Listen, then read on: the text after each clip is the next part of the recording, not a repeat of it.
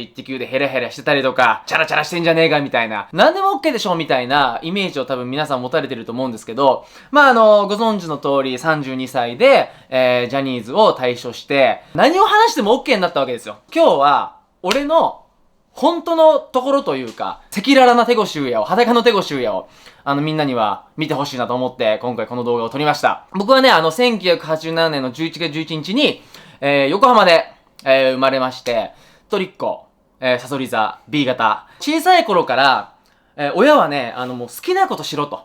もうサッカーやりたいならサッカー、水泳やりたいなら水泳。塾に行きたいって言ったら塾、みたいな、後悔しないことをして生きていけみたいな、そういう、育てられ方をして、大きく変わったところで言うと、両親がね、その頃に離婚をしまして、中学の頃に。母親がね、一生懸命学校の前に弁当を作ってくれるような、そういう姿を見たりとか、生活はそんな楽ではなかったけど、一生懸命母親が働いてくれてたりとか。で、やっぱそういうところで、最近やってるシングルマザーの活動っていうのも共感してやってたりするんですけど、その頃に、15歳、手越修也がですね、ジャニーズ事務所にオーディション受けて、入りました。NHK でオーディションがあったんだけども、ジャニーズのオーディションっていうのは、第一審査が、書類審査で、そこに受かったら、第一次審査を通過しました。なので、第二次審査を NHK でやるので、いついつ、どこどこに来てください。みたいな感じでオーディションするんですよ。で、みんなで番号をつけて。2、300人はいたのかな。狭きもんですよ、ジャニーズは。すごい事務所だもんだって。同期は、平成ジャンプの八乙女と、キスマイフトの玉森が同期ですね。NHK に行くまでは、どんな感じなんだろうな、どんなモチベーションで行けばいいんだろうなって思ってたけど、いざオーディション始まると、4歳からのサッカー魂、負けず嫌い魂が、ボーンってスイッチが入って、絶対負けねえぞみたいな。っていう感じに変わりましたね。そのオーディションの、ほんと数時間後には、ジャニーさんに、V6 のライブあるから見に行くよ、代々木体育館って言われて、代々木体育館に連れてかれて、いや、学校へ行こう見てたから、うわー、本物だ、かっけーと思った。アイドルだ、ジャニーズだって感じでしたね。今だから言うけど、俺、モータだったのよ。モーニング娘。のファンクラブとか入るぐらいのモータだったわけですよ。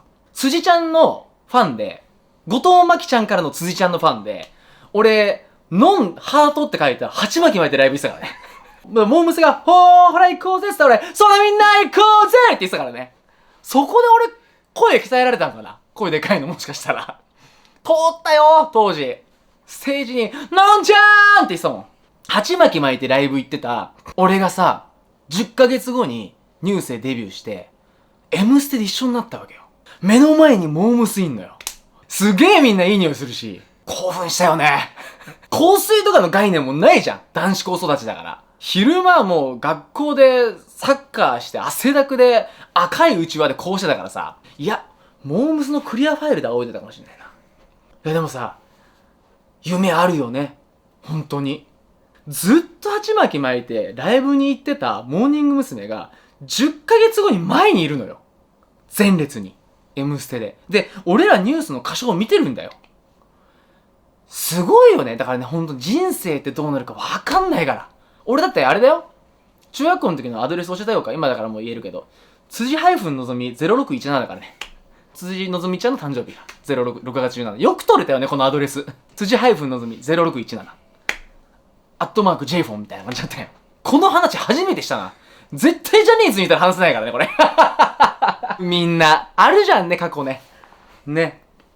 で、トントン拍子で、10ヶ月っていうね、短い期間で、ニュースというグループに、ジャニーさんに選んでもらって入ったわけよ。でね、周りは思うよね。10ヶ月で入ってエリートだと。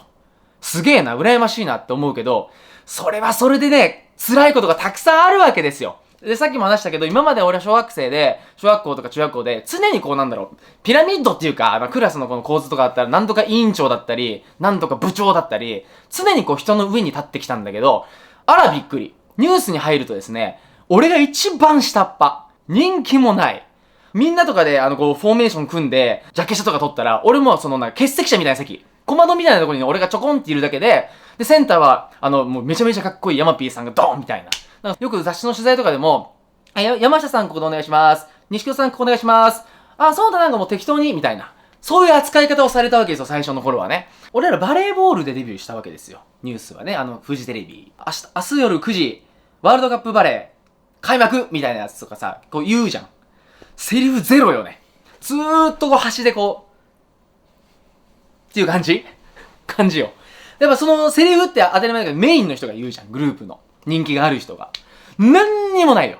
セリフもないし、ジャケ写もちっちゃいし、9人いたからさ、俺だけなんか文字被っちゃったりするんだよ。雑誌の。頭の後ろ文字とかあんのよ、俺のとこだけ。雑誌のこの割れ目でこういう感じになってるみたいな。そういうのよかったね。だからやっぱ、最初の頃は、今までの人生とのギャップがすごすぎて、ニュースの現場嫌いだったんよ。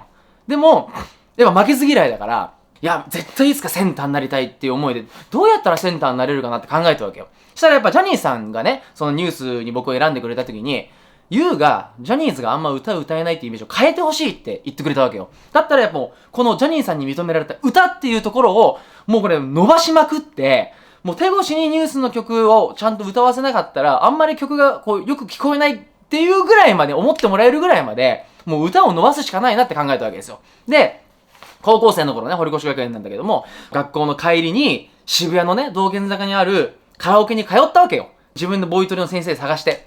で、高校生なんか全然まだお金もないからさ、1回レッスン2時間で1万円とかを先生にポンって渡してたわけ。こそ練だよね。こそ練をしてて、ちょっとずつやっぱ歌が伸びていって、初めてニュースの星を目指してっていう楽曲の時に、山下くんとね、2センター取れたのよ。やっと認められたのよ。歌割りも増えてね。こんだけソロパートももらえるっていうのにほんと嬉しくて、努力っていつかは叶うんだな、報われるんだなってその時思ったし、で、その後ね、ニュースは順風満帆にはいかなかったわけですよ。それがまたね、4人になったりとかして、俺ら、ニュースっていうグループは、一番苦労したと言っても過言ではないグループなわけですよ。やっぱり華やかでファンの人に囲まれてドームでライブやって、でも挫折めちゃめちゃしてきたの。で、その頃もう僕はイッテ Q という番組でね、いろんな海外ロケに行かさせてもらったりとかして、俺はちょっとずつ変わっていったわけよ。いろんな仕事の経験、人との出会い、そして、いろんな景色を自分で肉眼で見て、少しずつ今の手越優也、世間的に見たら、ハートが強くて鋼でって思ってるかもしれないんだけど、その言うなればみんなが思う手越優也が少しずつ作られてきたわけよ。でもね、俺だって凹むときは凹むよ。正直。人間だから。手越優也も人間だもの。不器用なんだよ、多分ね。人前で凹んでんのを見せたくない、見せられないっていうだけで、家に帰って凹むことはもちろんあるわけですよ。現実とさ、理想との葛藤ってあるじゃない。で、やっぱアイドルって、すごい職業でさ、アーティストでもなければ、俳優でもなければ、アイドルなんだよね。もうオールマイティに何でもやるみたいな。で、やっぱアイドルって、それそのね、異性のファンだったり同性のファンがついてくれるし、そういう人たちの理想というか、アイドルってこういうもんだよねっていうことも、ある程度貫いていかなきゃいけない。でもやっぱ俺不器用だから、そういう立ち回りができないよね。だから、味方もたくさんいてくれるけど、敵もたくさんいるわけよ。でも俺それでいいと思ってて、やっぱ万人受けを狙って自分に嘘をつくぐらいだったら自分に正直に生きて敵がいてもいいと思うの。俺はよくアンチも自分の中の一つの栄養素だと思ってるから、そういう人たちの意見もあるから面白いっていうところを俺はどんどん作っていきたいなと思うから、オンリーワンっていう言葉がすごく好きで、この人に似てるよねとか、あの人の活動に似てるよねっていうのがちょっと俺は嫌なのよ。これ欲しい、あれやりたいっつったらズーンっていっちゃうのよ。手越優也っていう人間って。ニュースというグループがあった時は、俺が先頭立ってズーンっていくっていうのを、他の3人がうまーくコントロールしてくれてたわけよ。ただ、俺今一人じゃん。どうしようね。どうしたらいいと思う？逆に聞いてみたい。どうしたらいい？でもやっぱさ、俺らこの表に立つ人ってね、俺だけの力があってさ、やってんだよ。俺様かっこいいっしょっていう、勘違いしやすい職業ではあるんだけども、応援してくれる人がいなかったら、俺らフロントに立つ人間って、何の意味もないわけよ。だから、少しでも応援してくれる人がいるなら、その人を幸せにしたりとか、その人の人生を変えられるような、そういう活動がこれから俺はしていきたいわけですよ。で、俺だってめっちゃ怖いよ。会見でも話したけど、正直めっちゃ怖い。だって、15歳。中3からジャニーズなわけよ。で、17年間、18年間、最高のグループ、最高の場所で、いろんな景色見せてもらったわけよ。5万人、6万人の中のライブとかさ。それを今飛び出して、一人でやるって、めちゃくちゃ怖いよ。怖いけど、32歳という転機を迎えて、好きなことをして生きていきたいなと思ったんですよね。で、俺は、親父を亡くしたわけ。音楽番組、イッテ Q だ。行くっていう時に、母親から電話がかかってきたわけよ。お父さんが危篤らしいと。頭真っ白なんで病院行ったらさ、もう親父が亡くなってったのよね。でもほんとさ、その時に思ったわけ。人間本当にいつ死ぬかわからない。だったら、もし今日なんかで死んじゃったりとか、明日なんかで死んじゃったりとかしても、絶対に悔いがないように人生生きなきゃいけないなっていうのを俺は親父から教えてもらったと思ったんで、その時に。だから、今回のこのジャニーズ大賞もそうなんだけど、やりたいなとか、夢が俺たくさんあるの、今後も。だから、絶対に後悔しない人生を歩みたいなと思って、もしかしたらジャニーズを辞めたことも後悔するだろうし、これはもう正直わからない。未来のことだから。でも、本能的に今行かなかったら絶対後悔するっていう、その直感に身を委ねて、そこから、準備をしたわけなんだよね。あ、そうだよ。周りブレーンがめちゃめちゃいると思ってるでしょ。あんまいねえんだから。ところがどっこいですよ、これ。本当に。本当に勢いで、会見の日も、対象がいきなり決まったから、やべえじゃん。なんかもう周りにメンバーもいなければ、会場もないと。めちゃめちゃ探したのよ。もういっぱい連絡した。3日後とかどうかな会見。できる？無理だよね。って言ったら、無理してみんなが合わせてくれたのよ。本当に俺って、一人で突っ走ってるように見えるけど、本当にいろんな人に支えられて生きてるから、その熱意に乗ってくれて、会見の日に、一生懸命みんなが頑張ってくれたわけ。で、会見になったんだけど、今ね、チーム手越3人かな ?3 人で一生懸命頑張ってんだよ。男だからやっぱり冒険好きじゃん。恐怖はあるけど、冒険のワクワク、この先どんな出会いが待ってんだろう、どんな仕事が待ってんだろうっていうワクワクも同時に今あるのよ。だから恐怖とワクワクがずっと今俺の中と駆け巡ってるって感じなのよね。